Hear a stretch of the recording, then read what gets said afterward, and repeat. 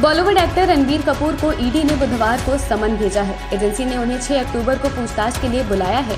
Mahadev online betting app के 5000 करोड़ के money laundering case में रणबीर का नाम आया है। केस के मुख्य आरोपी सौरभ चंद्राकर की शादी में वे शामिल हुए थे। आरोप है कि रणबीर समेत कई सेलेब्स को इसके लिए हवाला से पैसे दिए गए थे। रणबीर पर इस ऐप के प्रमोशन का भी आरोप है।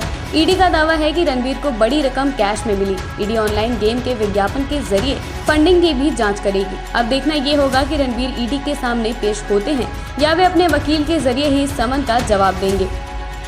इससे पहले खबर थी कि ईडी इस मामले में टाइगर श्रॉफ, नुसरत भरूचा, सुखविंदर सिंह, नेहा कक्कड़ और सनी लियोनी समेत 17 सेलेब से पूछताछ कर सकती है। अब रणबीर का नाम भी इस लिस्ट में शामिल हो गया है। शादी में खर्च हुए थे 200 करोड़। एक रिपोर्ट की माने तो इन एक्टर्स और सिंगर्स ने इस साल फरवरी में Mahadev book app promoter Saurabh Chandrakar की शादी के फंक्शन अटेंड किए थे। दुबई में हुई इस शादी में सौरभ ने 200 करोड़ रुपए खर्च किए थे। शादी में इन सभी सेलेब्स ने परफॉर्म भी किया था।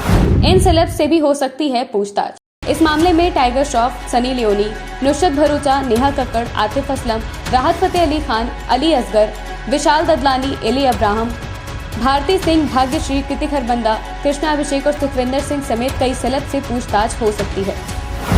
परफॉर्म करने के बदले मिली थी मोटी रकम।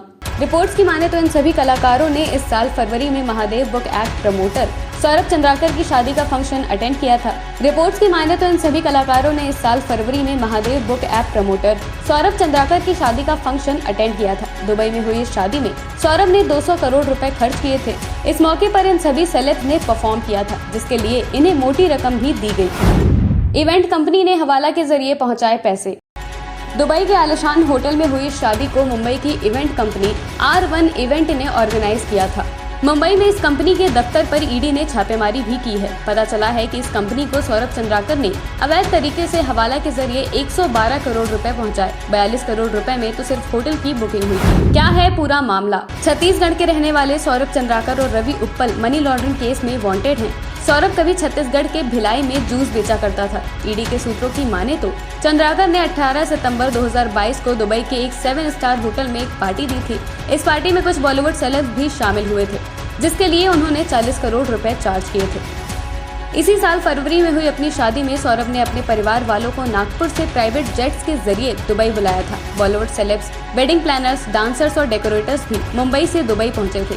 इसी शादी में इन 17 सेलेब्स ने परफॉर्म किया था। पिछले साल दिसंबर से चल रही इस केस की इन्वेस्टिगेशन में अब जाकर बॉलीवुड कनेक्शन सामने आया है। महादेव ऑनलाइन बेटिंग ऐप एक गेम ऐप है जिसे 30 सेंटर से ऑपरेट किया जाता है। इसके प्रमोटर्स दुबई से हैं, जहां बेटिंग अवैध है।